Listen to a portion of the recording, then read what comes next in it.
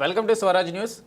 మురుగు వాసనతో చస్తున్న మా బాధను పట్టించుకోండి, ఆఫీసర్లకు పాలకులకు చెప్పినా పట్టించుకుంటలేరు, దోమలతో రాగాలు వస్తున్నాయి. 54వ డివిజన్ కాలనీ వాసుల ఆవేదన. హనుమకొండ సిటీలోని పోచమ్మకుంట 54వ డివిజన్లో మురుగు కాలువ నిర్మాణ పనులు చేపట్టినప్పటికీ ఓ లీటర్ ఇంటి నిర్మాణం అడ్డు రావడంతో పనులు మధ్యలోనే ఆగిపోయాయి. కొద్ది నెలలుగా ఈ పరిస్థితి నెలకొనగా కాలనీలో మురుగునీరు అంతా రోడ్డుపై చేరడంతో పాటు కొంత డ్రైనేజీ కాలువ మురుగునీరు చెత్త చెదరంతో నిండిపోయి కంపు వాసన కొడుతుంది. విషయాన్ని పలుమార్లు స్థానిక కార్పొరేటర్ ఆఫీసుల దృష్టికి తీసుకుపోయినా పట్టించుకోకపోవడంతో సమస్య పేరుకుపోయి రోజురోజుకు కాలనీ వాసులను ఇబ్బంది పెడుతుంది.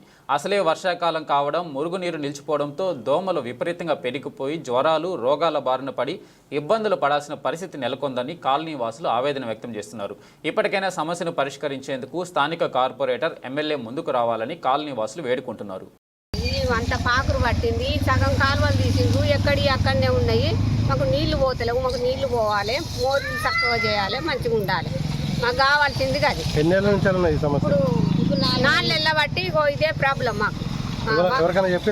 చెప్పినాము, కార్పొరేటర్ చెప్తే ఆయన వత్తులు లేదు, చూసులు లేదు. ఏమన్నాడు, వస్తానప్పా అంటాను, మీరేం చేయాలి, వాళ్ళు తీయనిత్తలేరు, వీళ్ళు తీయనిత్తలేరు, పనులు చేయనిత్తలేరు అని ఏదో ఒకటి వంక చెప్తాండు, సప్పుడే కూకుంటాండు ఆయన కార్పొరేటర్.